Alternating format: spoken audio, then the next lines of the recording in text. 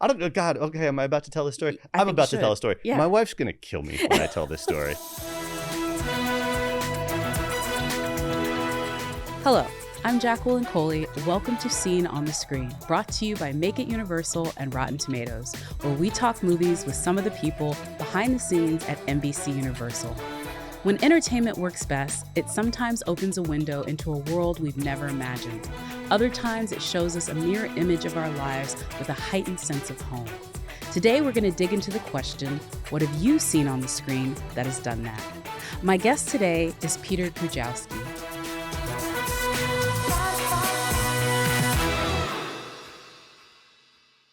Peter, welcome to Scene on the Screen. Thank you for being here. Thank you for having me. Okay, first question. Everyone starts off with this. Tell us who you are and what you do at NBC Universal. I am Peter Kujawski. I'm the chairman of Focus Features, which essentially means I'm responsible for Focus, which is a part of the larger UFEG, the Universal Film and Entertainment Group business and company. And we are a specific product line that is making specialty films and filmmaker-driven films and auteur-driven films, and putting them out both through our own domestic marketing and distribution and the larger Universal international operation. So we do global releases of specialty cinema. Yeah, I mean, I'm just thinking of some of the incredible, projects that you've been a part of, from things like we're looking at, Eternal Sunshine of the Spotless Mind. We're thinking about movies like Bridget Jones's Diary. Later this year, you guys are going to release NOSFERATU, which is just insane with Robert Eggers.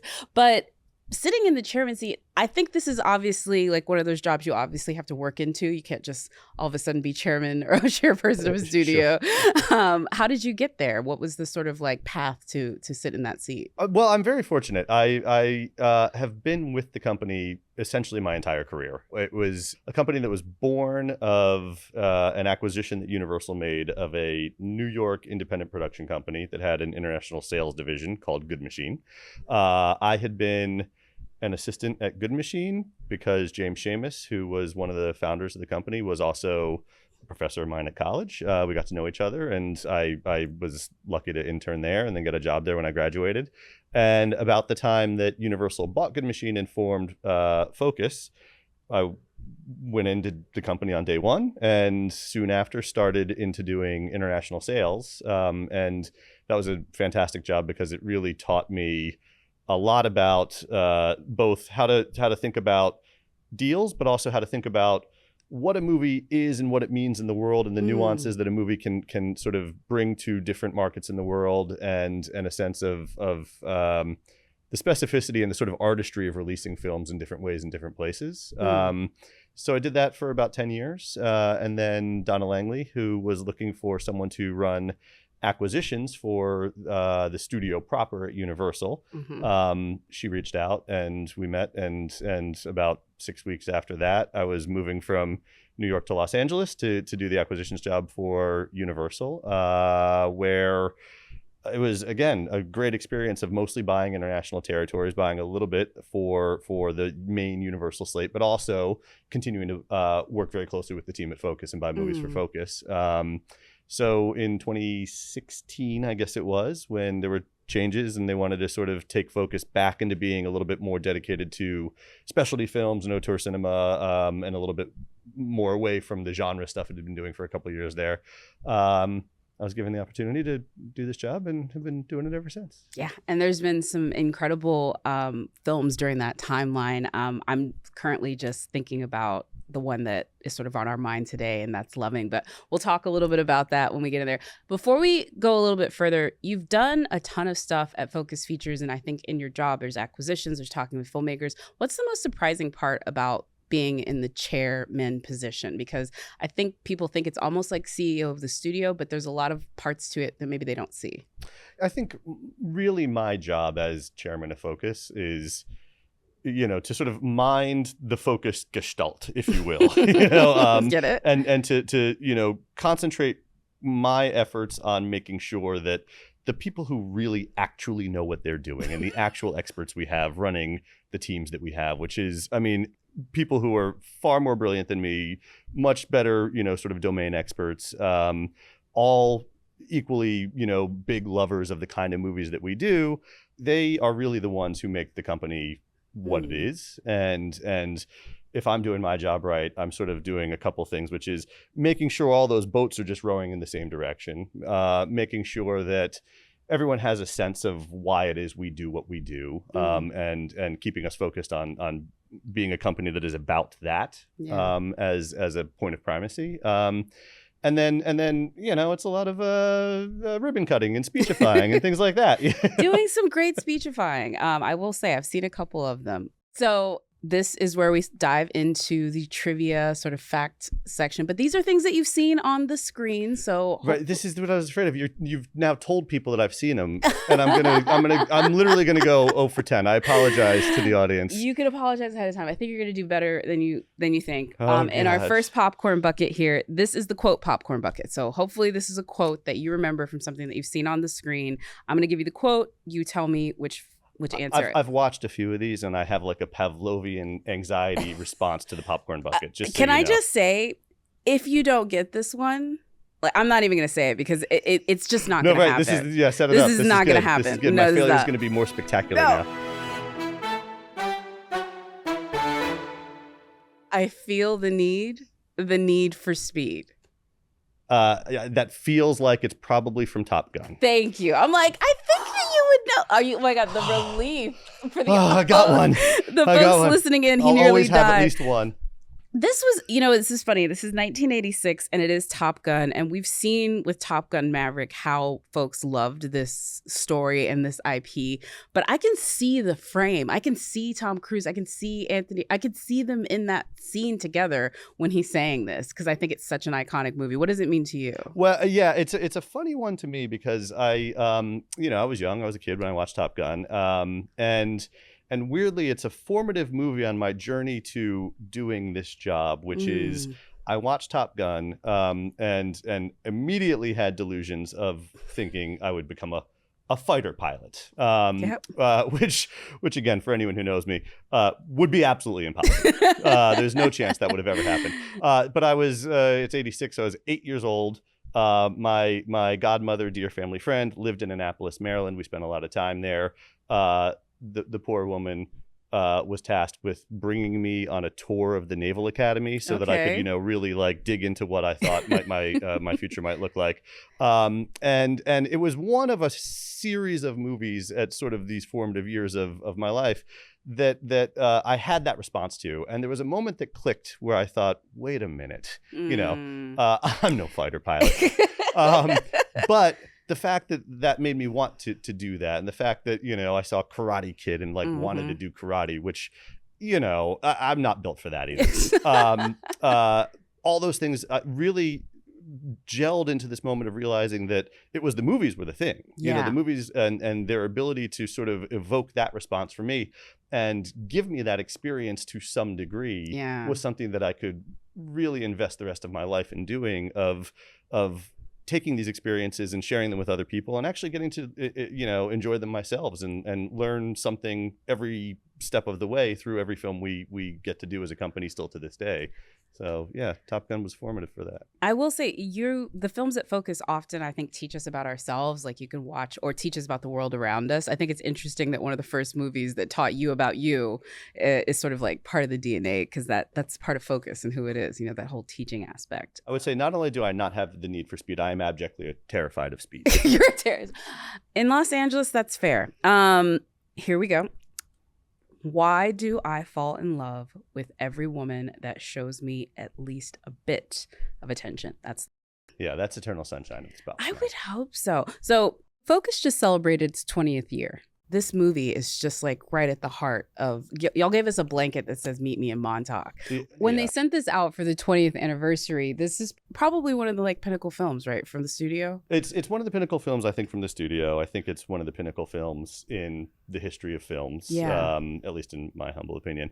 And it's another one that actually is very near and dear to my heart personally, for a lot of reasons.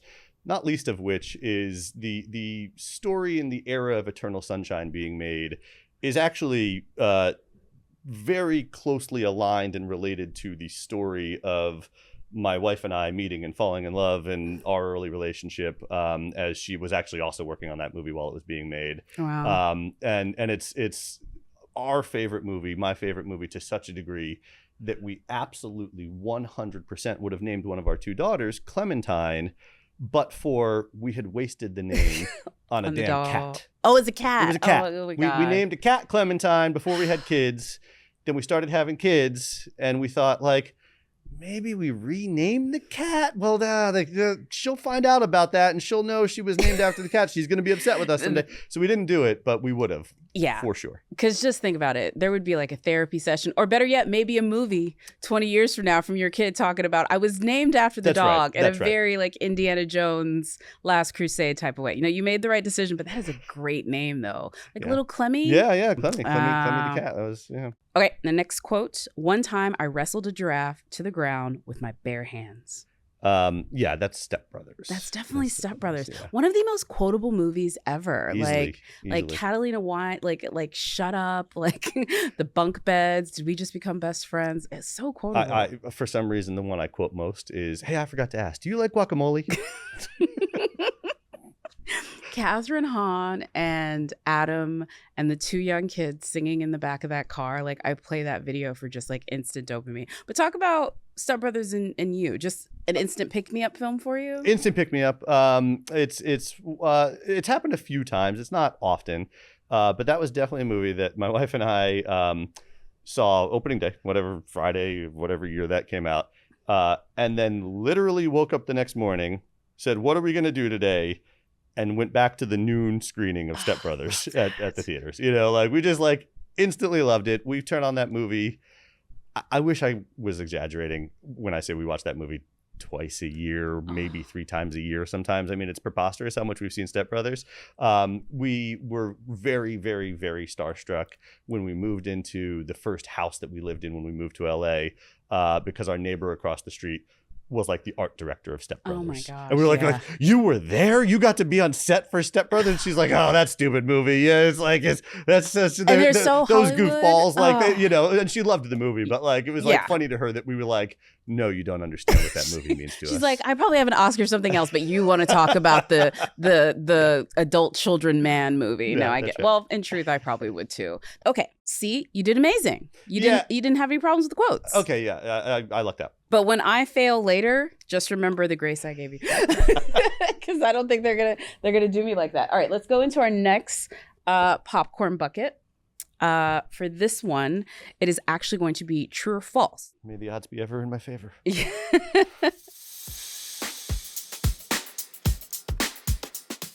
Gerard Connolly, who wrote the memoir that the 2018 film Boy Erased was based on, appeared in a cameo in the film. True or false? True? Yes.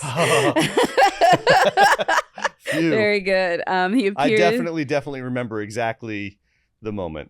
Okay, yes. Stop. He appears as a staff member on Jared's first day of therapy. That film, I guess he does. Yeah, look at you. That's right. You actually remember it now. Now you're with it. That film is another one where, like, again, thinking about Brokeback Mountain to thinking about Boy Erased and how where the reception of Brokeback Mountain was at that time, even though the film was really lauded, there was a conversation around it. And then to go to a film like Boy Erased, where I think you've told me about conversations that you have about it now and like how significant that film has become since you released it. Yeah, no, it's a very, very important one for a lot of reasons, I would say, as a company. One, because again, you know, we have very talented, very smart people running all the parts of the company. And when I first got this job, I sort of said, I'm none of those things, you know. But I can tell you what I'm going to try to achieve here is we're going to be a company that's driven by a core belief that movies can really matter. You know, movies can really change people's lives and change people's lives for the better, and sadly sometimes change people's lives for the worse, and you don't ever want to be involved in that, but you want to be mindful to it always. And it wasn't too much after that moment when this one came our way, and it was a competitive situation to you know, have the rights to make it and be involved in it. And what we did is we kind of built a room a little bit like this one with cameras and a microphone, and opened it up to anyone in the company who wanted to go in and record themselves sort of talking to the filmmakers about what it would mean to them personally to be involved in Boy Erased. Because we are a company that is so driven by people who believe what I said and who really connect to the movies we make in an important way.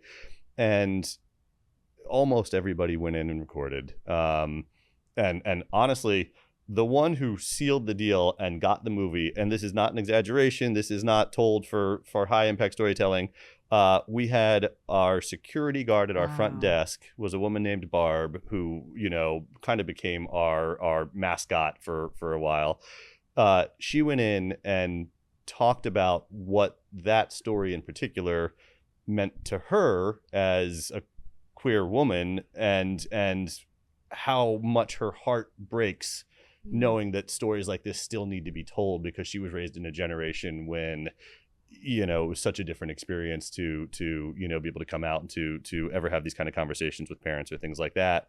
And then we got the film and loved every second of making it, really loved the process of releasing it. And then years later, you know, there was a story that someone on the team, again, one of the people who'd gone in and recorded themselves, you know, talking about what the film could mean to him and to the world, sent a news story that was the story of a state senator in Kentucky, I believe it was, who has a gay son, and had never really sort of contemplated anything being right or wrong with conversion therapy. She watched Boy Erased and literally said, because of watching Boy Erased and her relationship with her gay son, it changed her point of view so much that literally the next day, I believe, she went in and on the floor of the state Senate in Kentucky introduced a bill to ban conversion therapy in the state. So it truly was one of those things that it didn't happen the day the movie came out. It wasn't the story of a big box office opening weekend. It was none of those things, but it was a story of a movie existing in the world and years later still touching people really deeply and again, actively changing people's lives. And not every film is going to do that. Not every film should aspire to do that. But when it happens, it's a really special experience. Yeah. And you guys have had a few of those. I think maybe not the exact same story, but there's similar stories with stuff that you guys have done with movies like Pariah, with Loving. I mean, there's so many where that idea, that mantra of movies that matter is really, really there. Yeah. Okay. Moving on to our next trivia question. Lenny Montana, who played Luca Brasi in Francis Ford Coppola's The Godfather, was an old family friend of Marlon Brando. True or false? I'm going to guess true. So it is false. That was a good guess. So Lenny was a professional wrestler and he turned into an actor, but he was so nervous about doing a scene with Marlon Brando that when they did their scene together inside the room, sitting with The Godfather, they couldn't really get a good take. And so what Coppola did is he actually filmed him rehearsing the lines. And that is essentially what we end up for the Luca Brasi scene. So he's just like, everyone's sort of like acting around it and they give him that great moment. It was like the early prototype of reality TV. I mean, this is what we do. Which is what everyone says about The Godfather. That's exactly. Listen. Look, The Godfather is obviously a movie that so many folks have a relationship with, but that scene, so many like that for you. Is The Godfather a special, or is it just that type of course. Movie? I mean, The Godfather is absolutely one of the greatest ever made. Yeah, so much so. I don't know. God, okay, am I about to tell this story? I'm about to tell a story. Yeah. My wife's going to kill me when I tell this story. Please tell her. I love her too, because she's very lovely. Steph, yeah. I'm sorry. I love you. Here goes nothing. Let's hope none of the other parents at school watch this.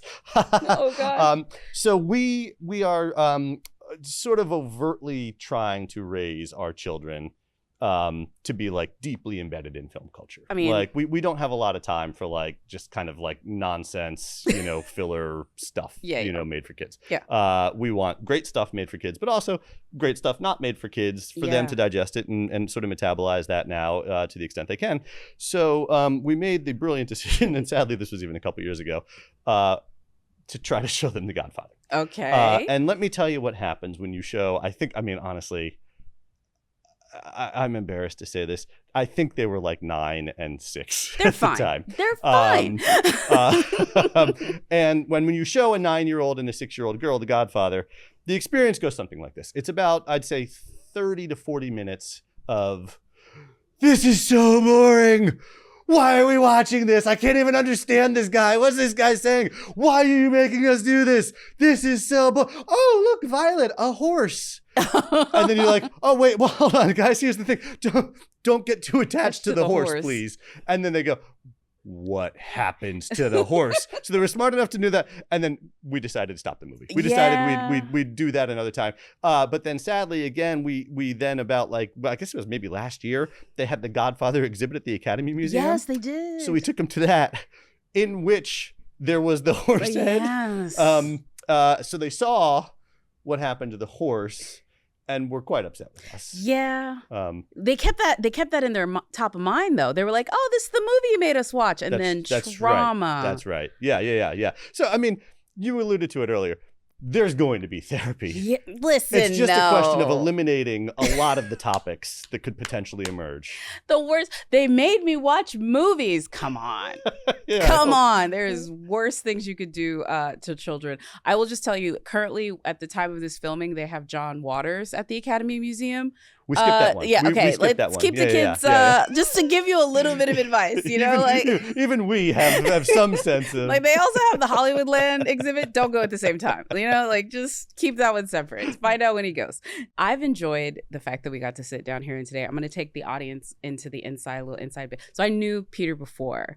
When I was a baby journalist, actually, I met Peter on the steps of the Cannes Film Festival, and I'm like rushing up because you go every year. You're like there for acquisitions and like usually releasing movies, and I'm walking up there, and this is printed in a publication. I'm not going to tell you where, but you can look it up, where I'm like walking up there and I'm freaking out. I think I'm late, and luckily you were there with one of the men from your team, and it was just like, I was just like, can I stay here? He took a picture of me, and I didn't even give you good credit in the article. I said it was a Focus Features executive, and I was mortified days later when I was like, no, it was the head of the studio, child. And he was like walking into his own movie, and he was so kind and generous to take that picture and calm me down. But that's the experience you get after how many Cannes? I think this year was my 23rd consecutive Cannes. 23rd consecutive Cannes. Yeah, I mean, it never gets old, though. It kind of is magical, the idea that you're going to get to do this thing. Absolutely. It never gets old. It is still, to my mind, the best room in the world to watch a movie because of the kind of like the overtly vocal, passionate response that is played out in real time is just amazing and wonderful to behold. But to the point of our meeting, I was immediately sympathetic with your situation because it never, in 23 years at least, stops being like deeply stressful. Like yes, you're just so always stressful. on edge when you're trying to get into that theater. Yes. And I mean, like famously, right? Yes, like there's like altercations on the carpet and they push you in the doors. Absolutely, and like yes. it's just a very stressful experience, which is all part of it. Once you're in there and settled, you're kind of like, that was wild. I hope this is worth it, you know? And like you really, And that is just me just literally trying to walk up the stairs without tripping. I can only imagine when it's like, oh yeah, and this movie that you've been working on for years and years and years. Do you have a favorite Cannes film premiere? Because I think I have a movie of y'all's that is one of my favorites, but I'm curious what one of yours is. God, we've had a lot of fantastic Cannes film premieres, I would say. Among favorites, certainly BlacKkKlansman, because which is where the one we met. The room. I mean, you were there.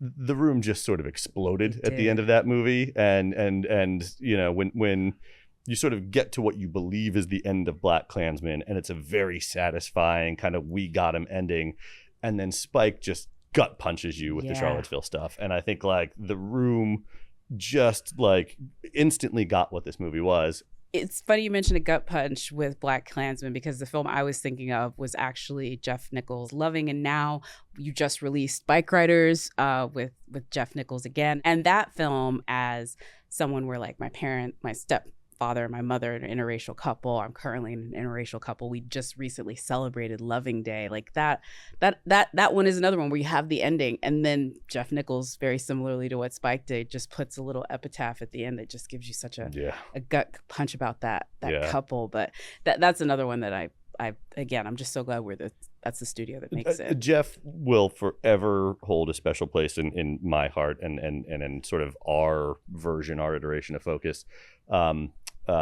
Because actually the story of that movie, when I got this job, me and my sort of partners at the time, who all stepped into like new roles at Focus at the same moment, included Robert Volek and Abhijay Prakash. We literally showed up, kind of like went to the Focus office and had that moment of, okay, this might be anxiety inducing, but we promise it's going to be good. It's going to be okay. We're going to do great things together. Sorry that it's so awkward that we're here today and literally tomorrow have to fly to the European film market in Berlin, which we did. So it was weird to sort of immediately have to sort of step away from the new team. But then what we did at that film market was we landed, we checked into our hotels, took a quick shower, and rushed over to the loving footage that was being presented for buyers. And instantly we're like, that's it. Like, this is what our version of Focus is going to be about. And we met with Jeff that evening, and literally within 36 hours of sort of, becoming this kind of new iteration of Focus Features, we were doing a deal to buy Loving. And then to be able to go to Cannes and again, have that response that was just so wildly emotional in that room, really was very special and sort of indelible for that to be something that felt, kind of one of primacy for all that we want to do since then. So then getting to be involved in Bike Riders again and anything you can do to like spend any time at all with Jeff Nichols, you should do, like he really is just the most wonderful, thoughtful, smart, caring kind of humanist of a person, that I will always be grateful to him for letting us be part of the ride with him on his films. Yes, I can't wait. And we get Austin Butler. That's also not a bad way. That's pretty good too. That's not a bad way to spend the day. Yeah. Lots of people compare us.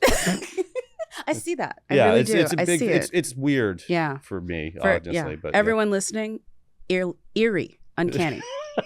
Okay, well, see, again, you did amazing. This was not 0 for 10 as you predicted. So I was worried. That's okay. I'll take that. Typical studio person, under promising, over delivering. Just like I am a former international sales guy. Yes. Exactly. Okay, so you've been a great sport, both with the trivia and as well as with the quotes. Now you get to turn the tables on me. Oh, Lord. So this game, we're going to dive into the world of Universal Pictures. If you can pop that off, and it does pop off. I've watched this, and I'm worried about this moment in pizza. I'm worried about everything's going to spill everywhere. You're like, no, you did great. I did it. So you can set it down over here, or wherever you want to. You did that. That is the best way to do that. And I haven't seen anyone do it so smoothly yet. Good shot, right? So what you have in there are going to be film titles. You're going to give me 3 words for each movie. And our folks behind the scenes are going to give us 60 seconds on the clock.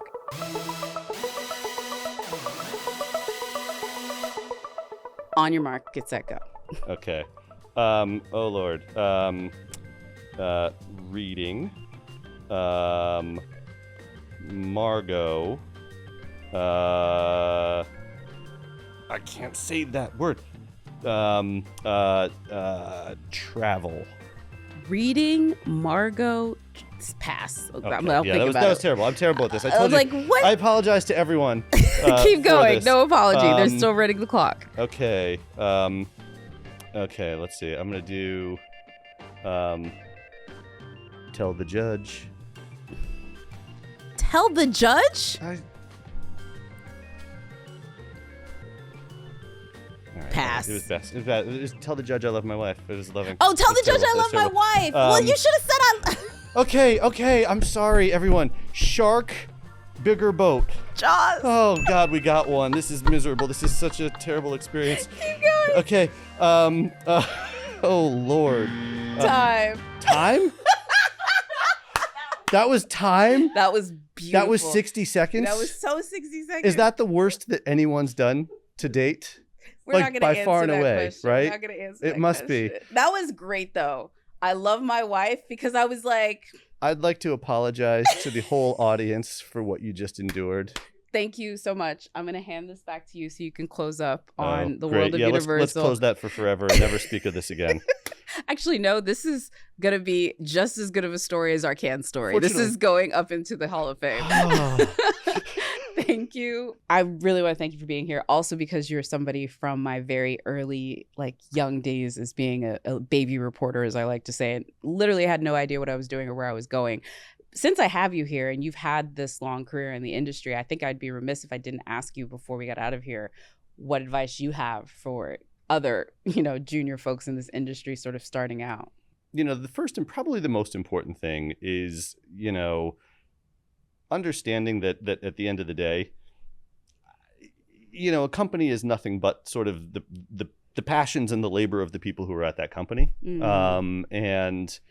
And no one really knows what's going to connect or what's not. And trying to be too clever, trying to be too guided by strategy and spreadsheets and things like that, I find is definitely always a mistake, rather than being guided by the most important thing. And the reason you're probably coming to this business is just a gut love of certain kinds of movies and certain stories. And the fact that you have that in you, and that's different in every single person, means that you need to be confident in expressing that kind of gut passion and that belief in a story that is connecting with you.